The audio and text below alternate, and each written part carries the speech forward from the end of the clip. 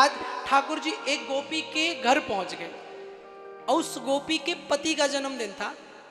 तो बड़ी मालपुआ बन रहे थे, बड़ी रबड़ी, रसमलाई, रसगुल्ला, इमरती, बर्फी, लड्डू, जलेबी, सब समोसा सब बन रहा था। तो खुशबू आई, भगवान भाग खड़े हुए।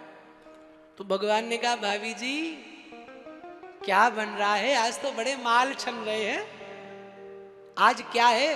तो पहले की जो माताएं थी अपने पति का नाम नहीं लेती थी। बोली कछु नहीं लाला, आज उनका जन्मदिन है। हा? पहले एक लज्जा थी। हा?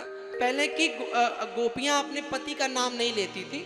आजकल तो पति का नाम यदि संदीप है तो पहले ही आते नाम रख देगी माई सैंडी। निकनेम रख देगी।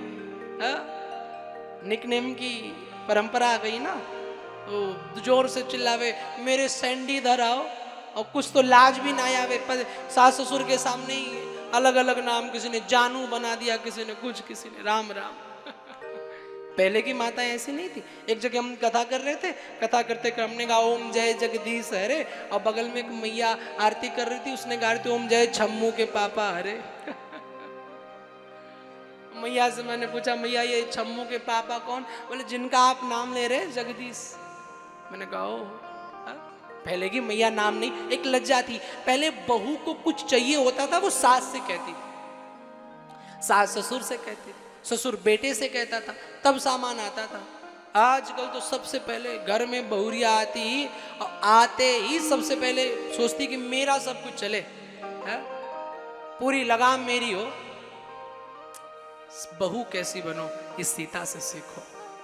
उसके पीछे कारण भी हम सब हैं, क्योंकि हमें आज गीता पढ़ने वाली बहू नहीं चाहिए, हमें आज रामायण और टीका लगाने वाली बहू नहीं चाहिए, हमें आज वैदिक विधि विधान से रहने वाली बहू नहीं चाहिए। क्यों?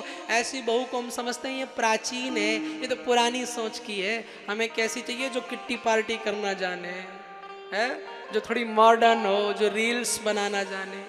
है ऐसी बहू तुम्हें भोजन कराएगी, ऐसी बहू तुम्हें पैर दबाएगी, जिंदगी भर मर जाओगे कभी नहीं दबाएगी। बहू कैसी लाओ? 1 लाख दहेज कम मिले चलेगा, पर बहू कैसी लाओ? चरित्रवान होनी चाहिए, गीता रामायण पढ़ने वाली होनी चाहिए, भले थोड़ी सी गरीब हो।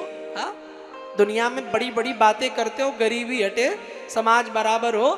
बड़े लोगों पहले तुम हाथ बढ़ाओ, अपने से छोटी कन्याओं को अपना करके देखो, ये भारत अखंड विश्व गुरु बन जाएगा।